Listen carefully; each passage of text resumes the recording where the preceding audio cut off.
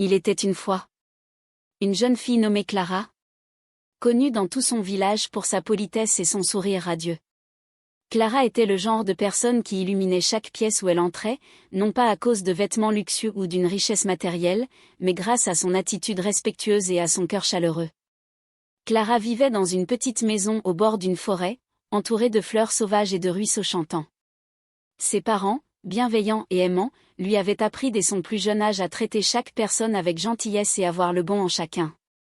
Clara saluait tout le monde avec respect, des anciens du village aux plus jeunes enfants. Sa vie fut empreinte de simplicité, mais elle en tirait une joie immense. Lorsqu'elle allait au marché pour aider sa mère, elle s'arrêtait toujours pour discuter avec les marchands, les aidant parfois à arranger leurs étals ou à porter des paniers. En retour, tout le monde l'adorait et lui offrait de petits cadeaux, une pomme bien mûre, un bouquet de fleurs ou simplement un sourire sincère. À l'école, Clara était studieuse et attentive. Mais ce qui la distinguait le plus, c'était sa capacité à rassembler les autres. Lorsqu'un camarade se sentait seul ou triste, elle trouvait toujours les mots justes pour lui redonner le sourire. Elle organisait des jeux, partageait ses goûters et faisait en sorte que personne ne se sente exclu. En grandissant, Clara conserva son cœur ouvert et sa gentillesse. Elle est devenue institutrice dans le même village, enseignant à une nouvelle génération les valeurs de respect et de bienveillance. Ses élèves l'adoraient, non seulement pour ses leçons, mais aussi pour les histoires qu'elle racontait, toujours empreintes de sagesse et d'espoir.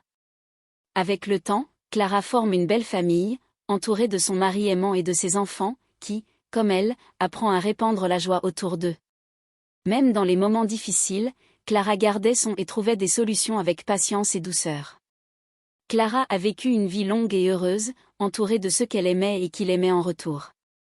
À son dernier jour, des centaines de personnes se rassemblèrent pour lui rendre hommage, chacune partageant une histoire touchante sur la façon dont Clara avait illuminé leur vie.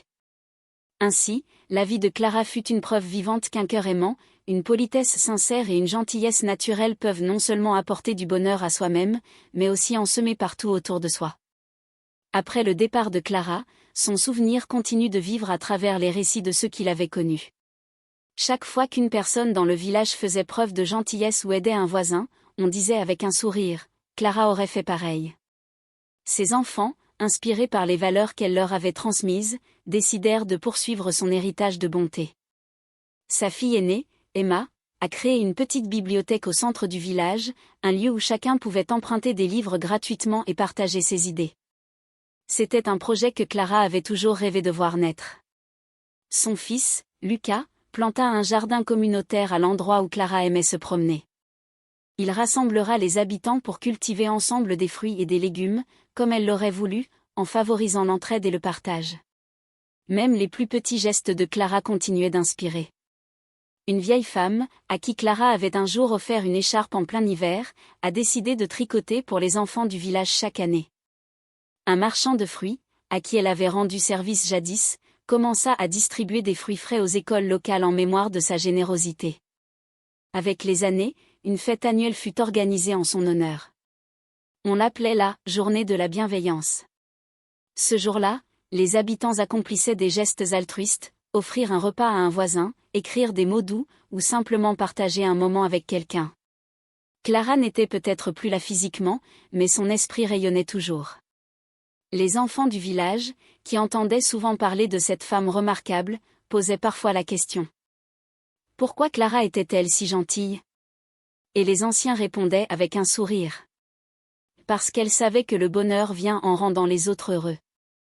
Ainsi, grâce à Clara, le petit village est devenu un endroit où la gentillesse n'était pas seulement un souvenir, mais une tradition vivante. Et même au-delà de son village, son histoire se propagea, montrant à tous qu'une vie simple et sincère pouvait laisser une empreinte indélébile.